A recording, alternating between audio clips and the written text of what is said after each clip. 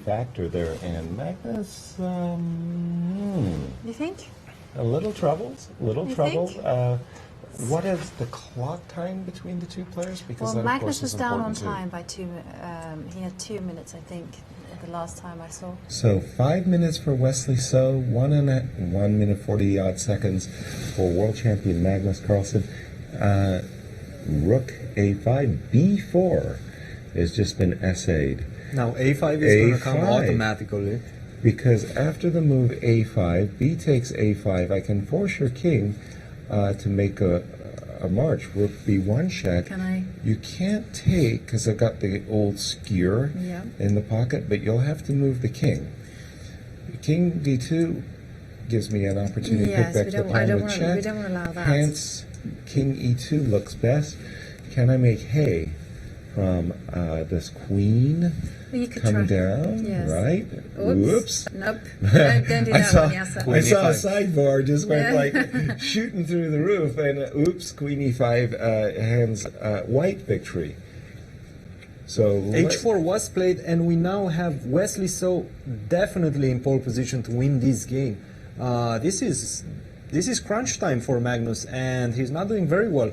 He played a move H4 after A5, Queen G1, King E2 was played, and now if Black finds this move, Rook F5. He has. He has found it. He did play Rook F5 very quickly. It is the natural move, and right now Magnus is forced to play the move F4, which he also played. Has. Yes. So this picks up the I can H. simply just take up H-pawn. Queen H2, then Queen takes H4. Your king is still very much endangered, and I'm a pawn up.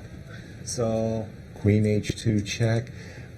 But actually, that begs the question: where should White put his king after the move Queen H2? I would go towards D3, but you're going to the instinct. The instinct says. Yeah, your spidey sense starts tingling, doesn't it? King to D3. Okay, I imagine actually it's forced because King F3 always leaves you vulnerable to a queen check. So Queen G4 was played, I think. Queen G4. I think so. Much stronger, by the way, because after Queen G4 check, it gives King D3, Queen D1 some added punch.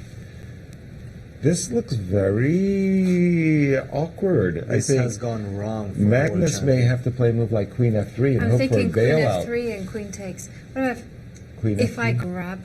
If you take, you grab my H4 pawn. Yes. And since I don't want to go down a pawn. Down a pawn, can I?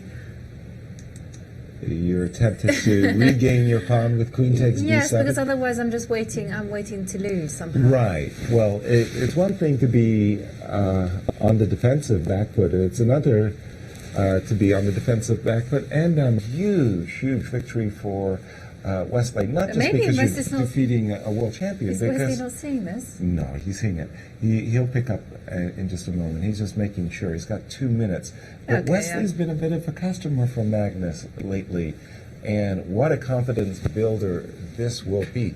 So it's Wesley So to play. He's just played the move Rook G2 check, putting White's king in position. The king had to step up Queen check to the king.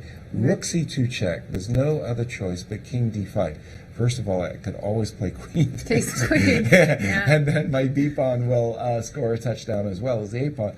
But I suspect Queen B3 check is simply mate coming on the board. If King E5, that's one mate. Yes. It is over. Queen E6 is mate. And if King E4, well, I got Rook C4 as well as others. What? After Rook C4, there was the bar shot up to halfway. Something. Oh no, maybe there's a perpetual check. Oh my goodness, I shouldn't have done that. Oops. So what was Magnus's? Christian, what was Magnus's final move? Queen B3 and Magnus stopped? After Queen B3, from what I see, yeah, that's it. Magnus just resigned. He has a perpetual check after King E4. If well, the problem is Queen E4 just Rook C4. No. That's a perpetual check.